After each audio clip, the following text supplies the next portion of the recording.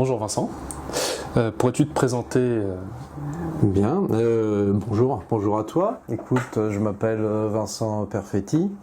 Pour me définir, je dirais avant tout que je suis un militant de la cause du Donbass et un soutien à la Russie. Mon parcours militant, il a été pendant très longtemps au sein de mouvements patriotes, voire nationalistes. J'ai été responsable du Front National dans les années 98, puis du MNR de Bruno Maigret. J'ai continué en étant responsable d'Île-de-France pour Terre et Peuple au début des années 2000. Et je dois dire que au bout d'un moment, j'ai vu un peu les limites du combat électoral, pour pas dire électoraliste, en pensant que les véritables enjeux n'étaient plus dans des élections au sein d'un système qui est sclérosé et verrouillé.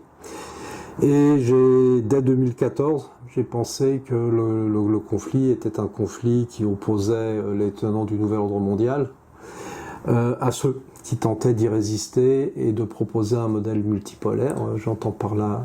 Donc là, le conflit dont tu es en train de nous parler, c'est le conflit entre l'Ukraine et les régions séparatistes du Donbass. Alors, je dirais au-delà de tout cela, quand je parle d'un combat entre les tenants du nouvel ordre mondial et d'un monde multipolaire, je pense avant tout évidemment aux États-Unis, à l'OTAN, et de l'autre côté, évidemment, à la Russie, qui est aujourd'hui, avec la Chine, véritablement les cailloux dans la chaussure du nouvel ordre mondial.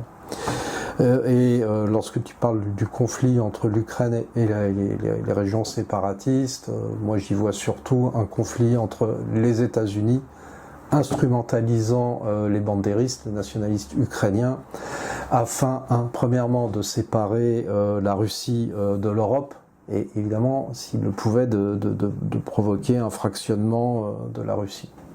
Mais il n'y a pas que le conflit au Donbass ou en Ukraine, je pense aussi au conflit en Syrie, bien entendu. Ce qui s'est passé auparavant en Yougoslavie, en Serbie, et ce qui se passe aujourd'hui en Afrique, où les Africains tentent de mettre fin au néocolonialisme et pour promouvoir leur tour un monde multipolaire. Donc, pour ceux qui ne le savent pas, donc tu t'es rendu 2 fois dans le Donbass. Premièrement, peux-tu nous donner les raisons justement de ton engagement auprès du Donbass ? Bien, tout à fait. En fait, le Donbass, ça a été un peu une révélation pour moi. En 2014, j'ai eu l'occasion de rencontrer un groupe de jeunes Français, de jeunes militants nationalistes français qui avaient décidé de tout laisser pour partir s'engager comme volontaires au Donbass, et s'engager aux côtés des rebelles.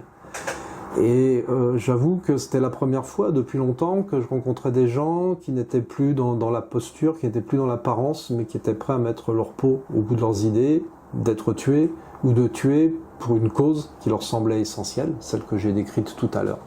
C'est-à-dire de lutter avant tout contre ce nouvel ordre mondial, parce que, somme toute, qu'on soit patriote, français, identitaire corse, etc., ce qui nous menace avant tout, ce qui menace nos identités, c'est cette machine à broyer les peuples que dénonçait déjà Guillaume Faye. Donc j'ai rencontré ces volontaires, et franchement, j'étais impressionné, et ça m'a donné aussi envie de faire quelque chose. Donc j'ai adhéré à une association qui s'appelait Novopol, qui était une des premières à organiser des manifestations à Paris, notamment pour protester au moment du massacre d'Odessa, où, tu sais peut-être, des bandéristes ont brûlé vifs dans la maison des syndicats des militants séparatistes. Alors, nous avons organisé des manifestations. Nous avions aussi un volet humanitaire. Et c'est pour ça que j'ai été amené à organiser des réunions en province, en Bretagne, à Strasbourg, pour essayer de récolter un petit peu d'argent.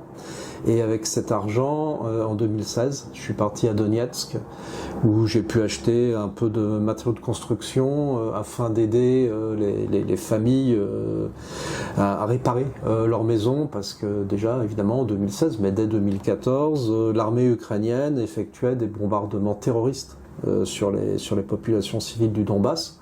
Parce que bien sûr, bon, il y avait une guerre, il y avait un conflit, donc que des soldats, que des militaires s'affrontent, c'est dans l'ordre des choses. Mais dès 2014, le but des Ukrainiens était de punir les russophones, de punir les séparatistes en les faisant vivre perpétuellement dans la terreur. D'ailleurs, les civils. Les civils, bien sûr. Les civils, le président Poroshenko, qui était le prédécesseur de Zelensky, avait dit « Nous ferons en sorte que les enfants des séparatistes ne voient jamais la lumière du jour et passent leur vie dans les caves ». Donc je suis arrivé là-bas, effectivement, dans la banlieue de Donetsk, dans les quartiers proches de l'aéroport. Et là, j'ai vu des maisons brûlées, des maisons sans toit.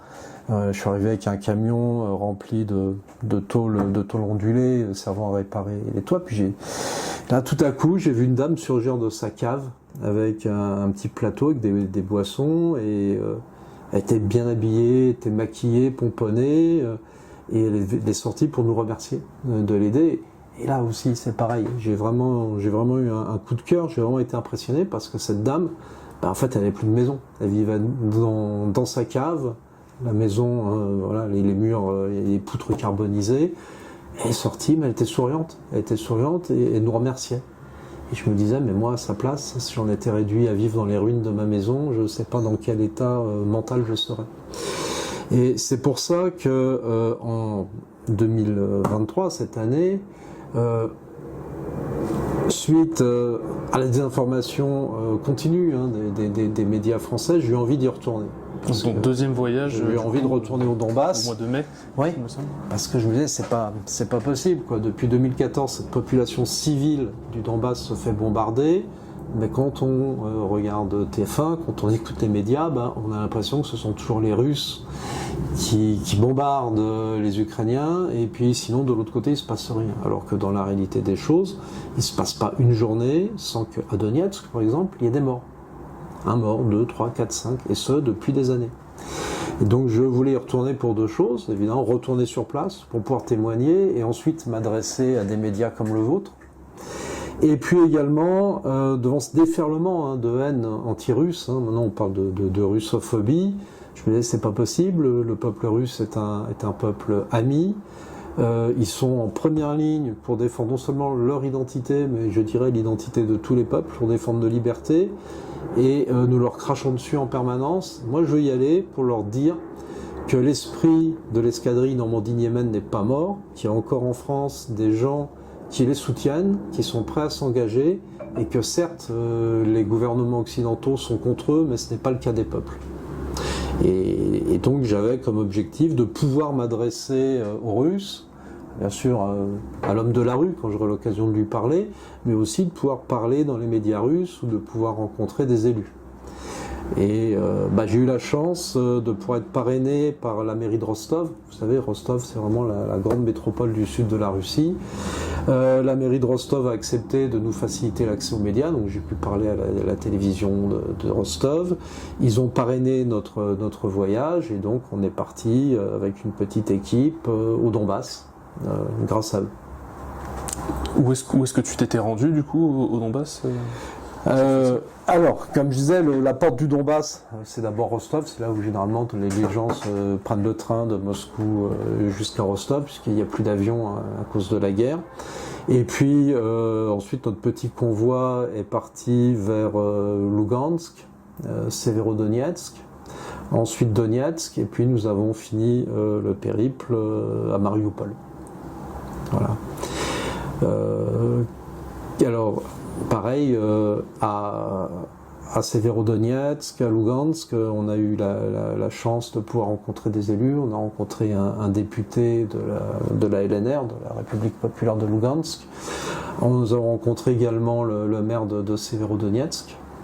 Et puis on a pu parler également à la télévision de Lugansk, ce qui fait que ça nous a permis quand même de délivrer notre message. Et je pense qu'on a quand même été entendus.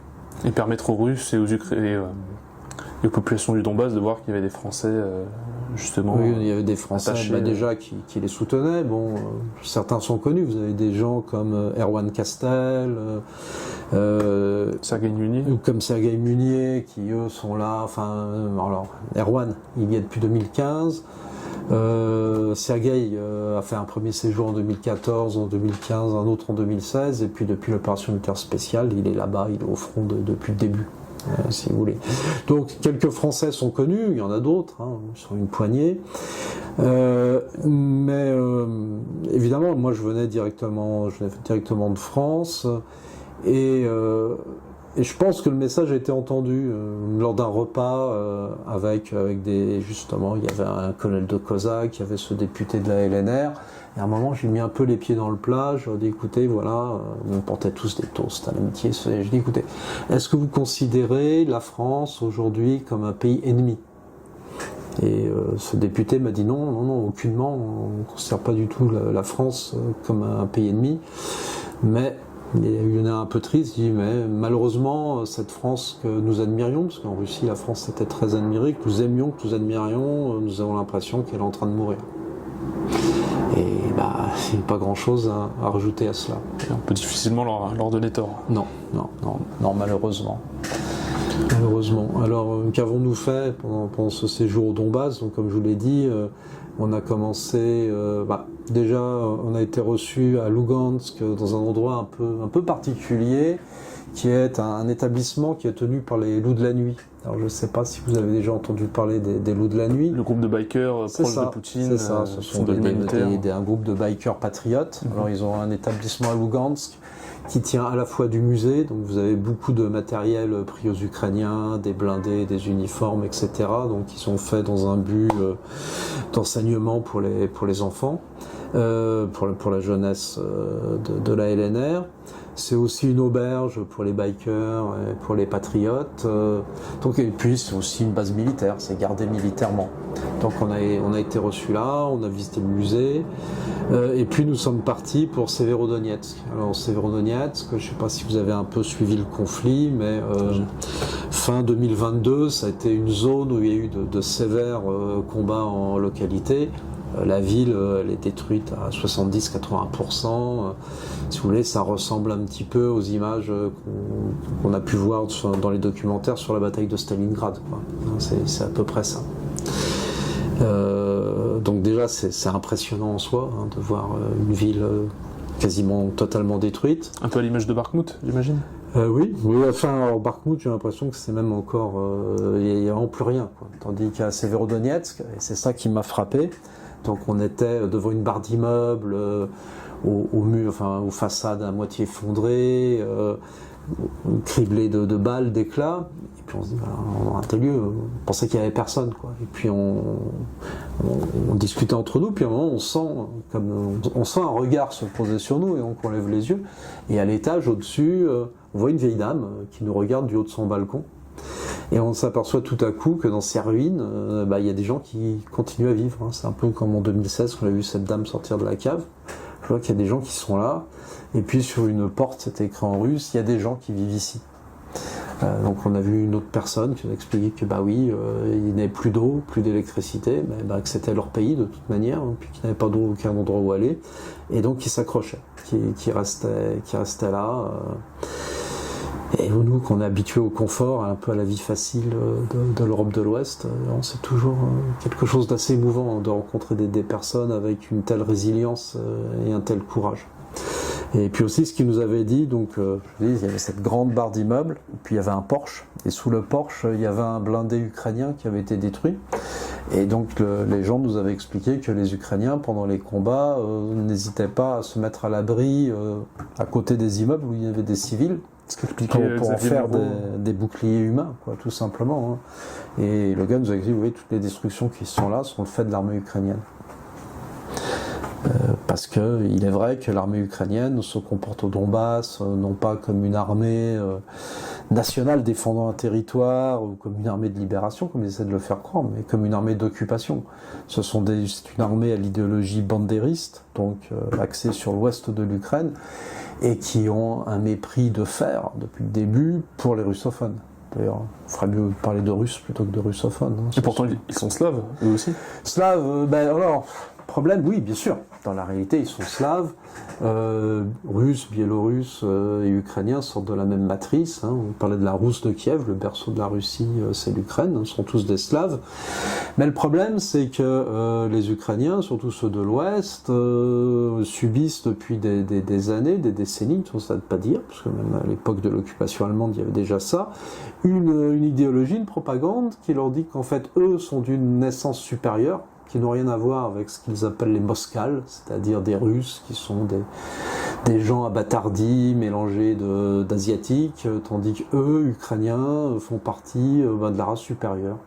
C'est une espèce de nazisme à la sauce ukrainienne.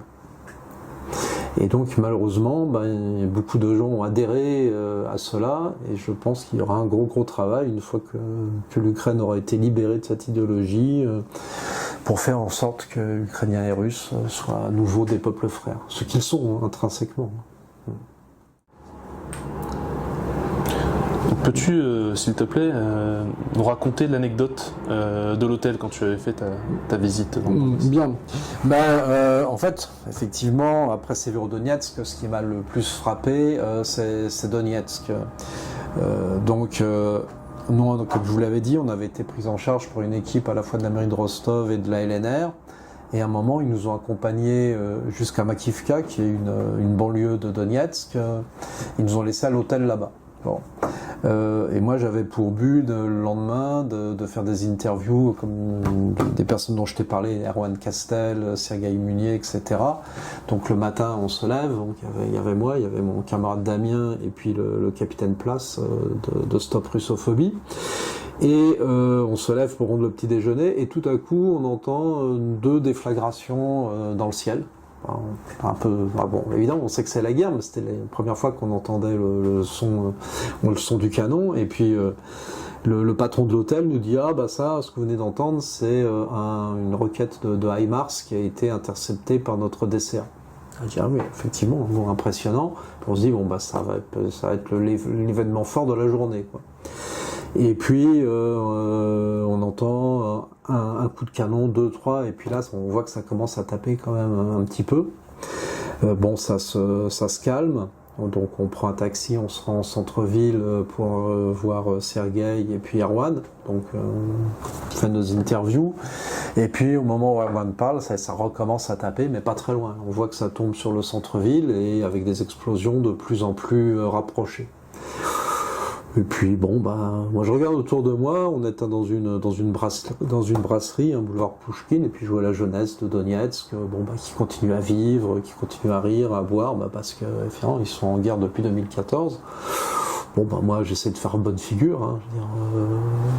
C'est la guerre, mais tout le monde fait preuve d'un certain courage, donc il n'y a pas de raison, donc j'essaye, voilà.